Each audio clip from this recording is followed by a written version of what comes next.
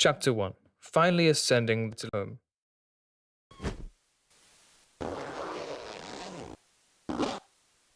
As I decided to leave my home planet, I had often wondered what metaphysical and ontological minds might be lurking out there. Beyond, as they said. My capsule was, after all, rather small, and the dress code rather strict.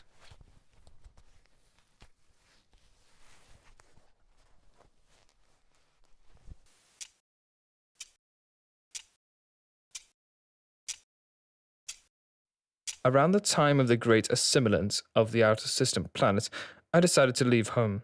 It had never bothered me before, but I felt the state of things becoming increasingly shabby, myself included, and a more tranquil planet might do me some good.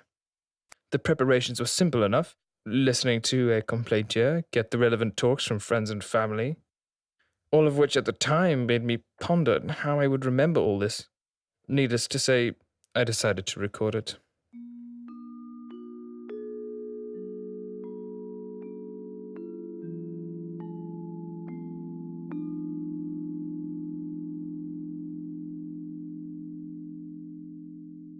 Chapter 2. Communication and lavatory mannerisms.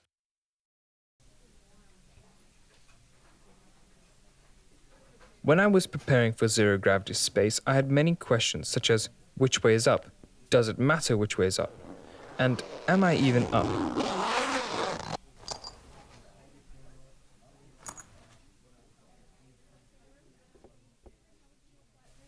All these questions, as my instructor at the time pointed out, were most likely an indication that I either had too much time on my hands or that I was losing oxygen.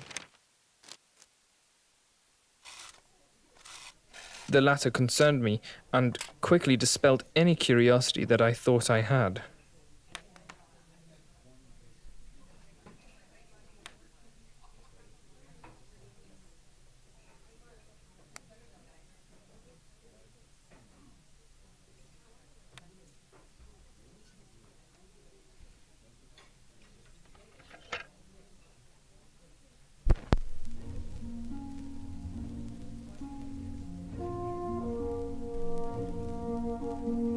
Chapter 7. The Question of Breathing.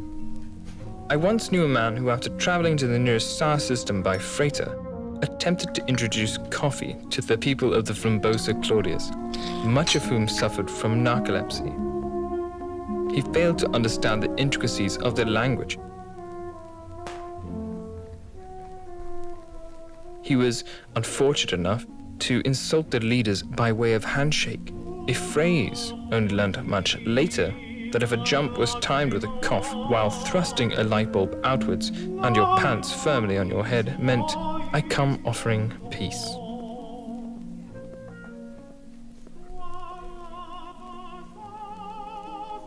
Chapter 23. Appropriate Anger Accounting. I remember once leaving a shell planet for the inner station of the Plume system. The journey back took longer than expected, and I found myself in that very odd place of questioning my sanity. This was, of course, a common occurrence. The key thing to remember was avoid anger, and if one should get upset, redirecting that emotion to something rather than someone.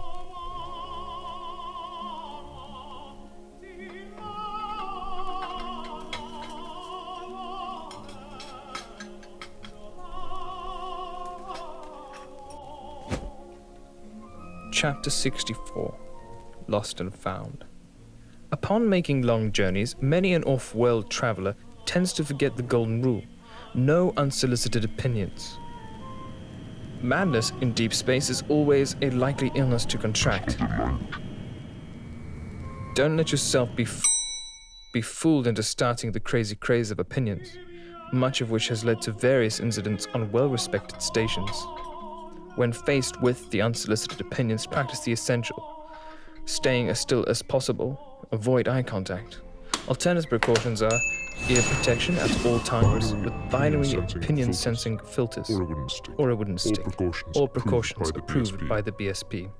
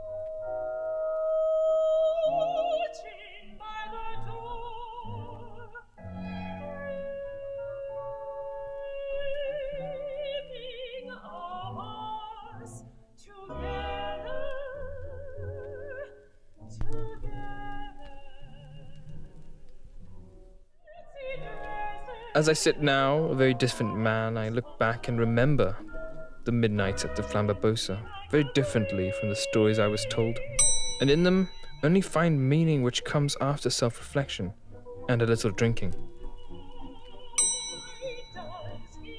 In turn, the only thing I really remember is that it's always midnight at the Flambabosa, no matter where you are.